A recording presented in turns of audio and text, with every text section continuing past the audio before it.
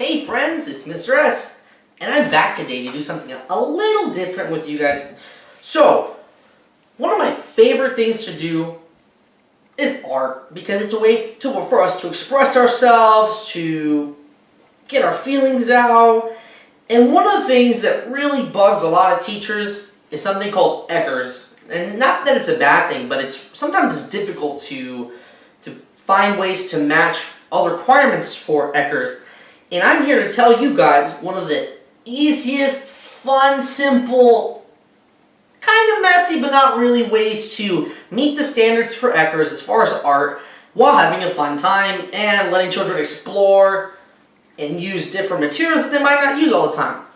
So, the materials I have today are air dry clay, which I got at Walmart. So you can kind of get it at Walmart, or I'm sure they sell it at Lakeshore or any kind of other retailer. They might have it at Target. I haven't checked there yet. So air dry clay, that's a must. Or you can use an alternative like Play-Doh or other kinds of clay. One of the cool things that we did in my class was we used non-drying clay, so it stayed moist and the children could actually revisit their artwork and change it up as they pleased that day, or they can change with a friend and they can work on each other's art. So there's a lot of options there. This dries up so it stays the same way after, but you could also experiment, say, the non-dry clay with dry clay and the differences, and let the children explain. Maybe you can even ask them why it dries up. So that would have to do with science and kind of wondering a mystery. So the other things that I have today are what they're called fuzzy sticks, or I always call pipette cleaners or pipe cleaners. So that's always a great way to add the 3D effect to it. We have art and craft sticks, as I like to call popsicle sticks. So another way we can add an element to the 3D effect. And something I like to add is something like feathers. A great thing you guys can do, I don't have the materials right now, but we can always do a natural type of free choice art and make 3D. So you can get sticks, you can get leaves of different sorts, and they can add them. They can make trees, especially with the non-drying clay. That also works really well with an activity like this. And I have something like that on my Facebook page. So if you go check the Facebook, you guys can see at the beginning of my post there was something about making naturalistic 3D art. So you guys can check that out. And later on, if you guys want it, I can make a video about how to do that and things to ask and how to really enrich that type of activity. So here we go. So what do? Okay, well first, we open up the clay. Ooh. And this clay is really fun. It doesn't really get very messy. It has a little bit of a, kind of like a dryness to it. So like you'll see some powder on your fingers after a while, but it's not too bad. And you just leave it out for the night or day, and it'll just dry up on its own. Just remember to seal up the rest of the clay, because if you don't seal it up, then you will run into some issues, because obviously it's going to dry up, and we don't want that, right? And there's a lot of clay in here. I mean, you can probably give 20 children this amount of clay and still have some left over. So you don't have to go overboard with it. And also, I always give the children a little bit to start out with. That way they kind of something moderate to build, and you need to store it somewhere. So if children are making huge clay structures, then you're not going to be able to store it anywhere, because they do break if you don't store them correctly. So I always put wax paper would work really well, or some kind of material that would allow it to non-stick. Construction paper, I've used it before, because you don't want the material to stick to the paper and then when you rip it breaks or something. So just to be safe, I'm going to add some pipettes here. So some fun stuff you can do is twirl them around on your finger. There we go. You can, one really cool thing I saw some children doing is they were making these kind of arches. I thought that was really cool, from one side to the other. Then I always encourage children to try to combine the arches, so maybe like do some kind of like intertwined system. You could even attach one of these pipette cleaners just to the other pipette cleaners and not even attach it to the clay, and still add some kind of dynamic to it. There we go. Okay, so let's add some sticks to it. And remember, you can always encourage children to add whatever materials they feel they want to add to it. So let's say you have something else in your classroom, like some beads or something, or you have some kind of gems or jewels. And really anything they can add to it, and it'll add to the effect. I've had children even paint them with markers and color them. You can do all kinds of stuff to this clay.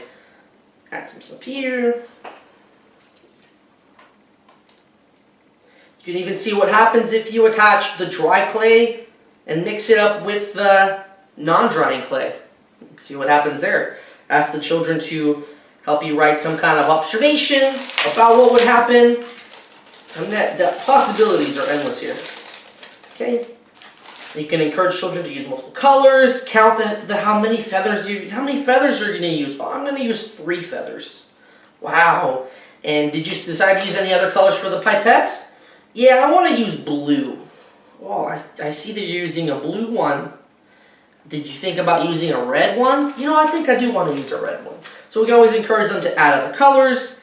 And like just from what I just said, would you like to use a red one? That kind of tells them, okay, what color do I want to use now? And it tells you, when they choose red and you ask, do you want to use red? That means they know their color. So if you say, oh, did you think about using a blue one? Yeah, I want to use a blue one, and then they take out a blue one, you know that they know that color. Even though they'll learn the colors eventually. I mean, some people like to know that the children know their colors. So here it is. I finished my art activity, Mr. S. I'm going to bring it up to the camera and show you guys up close so you guys can kind of see what it looks like. And this is just an easy, simple way. It took me 10 minutes less to do this, so great little activity. It's a lot of fun. Children really enjoy it, and they really just, have a good time with it. And here it is, my beautiful art piece, a very abstract, very different. And if you just leave this to dry overnight, it'll be ready to go by the next day. So you can even do it over the weekend, or you can do it, wherever you want and leave it out. Or you can do it one day and the children go to sleep at night, and the next day they come and boom, their artwork is ready to take home. Okay, so I don't know what you want to call it. I call it 3D drying clay sculpture. You can call it whatever you want. And if the kids want to, they can just use the clay and create things out of it. So lots of possibilities, lots of options. Hope you guys enjoyed the clay sculpture, and it's a great way to add some 3D art into your classroom, which I know can be difficult at times. So thank you, everybody. Have a wonderful day. See you later. Hey everybody, it's MrS, and I'm here to read you guys another really cool story. This one's called David Goes to School, and I know a lot of our friends are starting school right now, so this is a great book for us. Can anybody tell me what part of the book is this? It is the front cover, excellent. And this is the spine. Yeah, just like our back has a spine.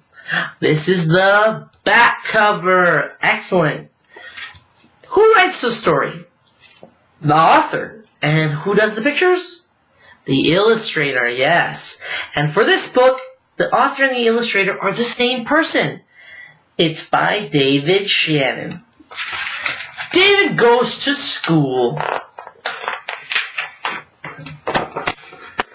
David's teacher always said, "No, David. No yelling, no pushing, no running in the halls.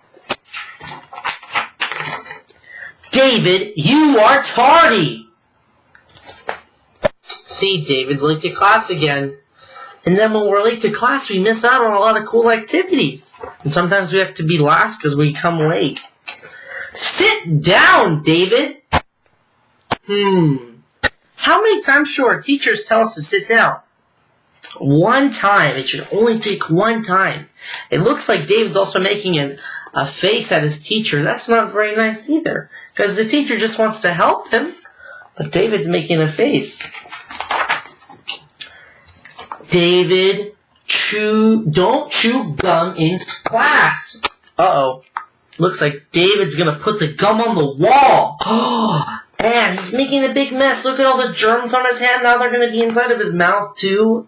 Oh no, we don't want that. And if you notice, David's reading a book too. What if he gets gum inside the book? It might get ruined, and we don't want to ruin our nice books at school, do we? Imagine this book, if it had gum in it, could I read it right now? It would be way too sticky to open up. Yucky, yucky. We don't want that. But also, after this, we want David to wash his hands. David, raise your hand. So if we look at this picture, David's talking out loud, and his friend here, look at her, she's like, why is David talking? He's not putting his hands up. Well, we want to be fair to all of our friends, and if we want our teacher's attention, the best way to do it is put your hand up.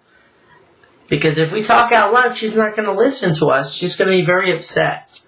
My friend here is doing a good job, and we want to listen to her.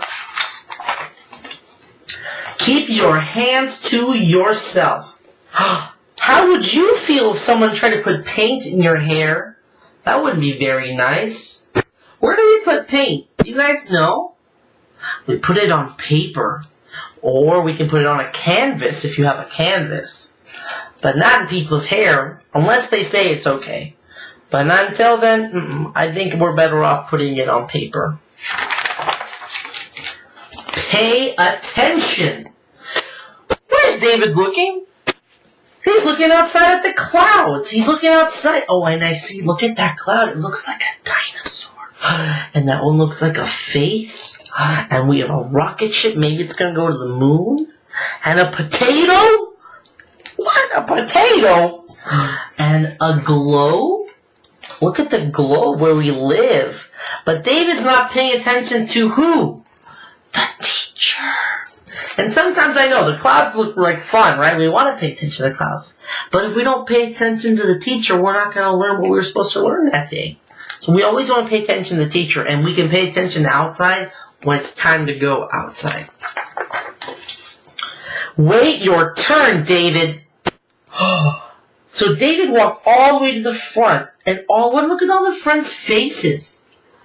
What do you see? Do any of them look happy? I don't see any look happy. I see one that looks frustrated or upset or maybe even angry or sad. But we don't want to cut in line our friends. Some of our friends wait a very long time. And we want to make sure that all our friends get to have a fair chance at getting in line. I don't care who started it. Oh no, there's food all over the room. Look, there's a meatball up here in the wall. We have a tomato here. Look at that tomato. Uh-oh. And my funny one that I found, this is a banana here. Look at that banana. Oh, no. No one even opened the banana. It's still closed. But still, we don't want to waste food. Wasting food isn't good. And we don't want to throw things at people, because what if we hit someone's eye?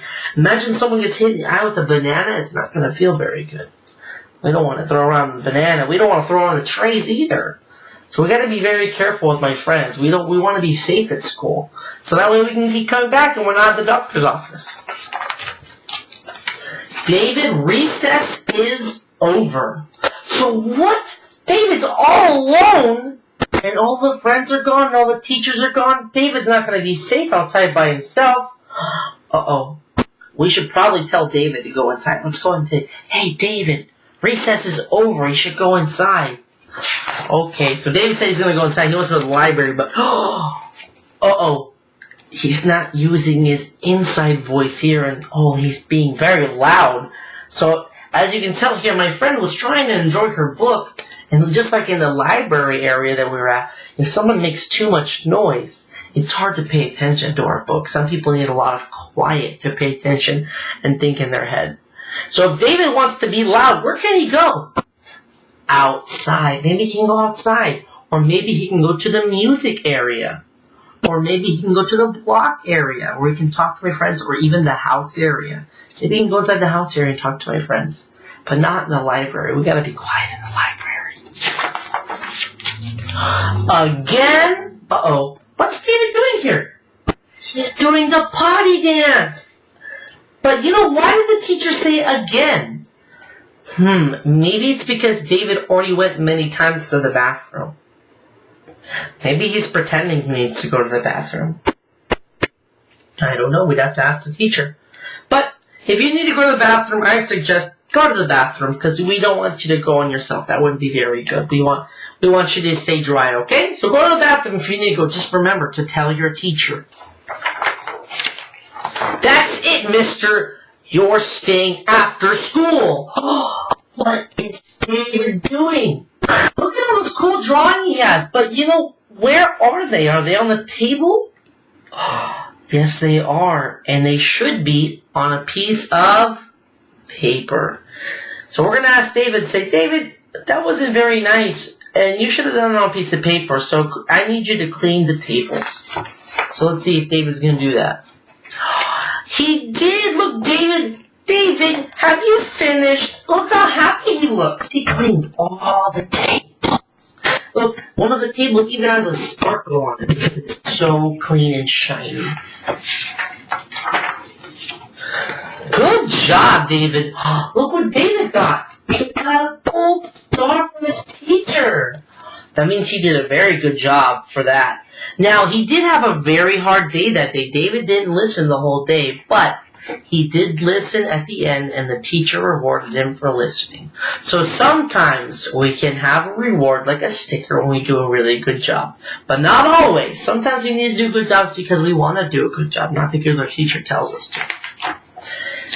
Yes, David, you can go home now. And look how excited David is. Look, his friend, the friend from the library, maybe she wants to play with David. Maybe they're going to have a good time. I wonder what they're going to play. She's got holding a ball, so maybe they're going to play some kickball. Ooh. Anyways, friends, so remember that sometimes we might have a hard day at school, but our teachers still care about us. So that's important too, that we care about you guys. Even if you give us a hard time, sometimes my favorite students are the ones that give me the hardest times. So just remember to always try to be good at school and try to listen and try to remember the rules. So if you need help remembering the rules, just watch this video again and we'll go over all the rules in the classroom. So we'll know what things not to do. So you can have a good day. Okay, friends, see you next time.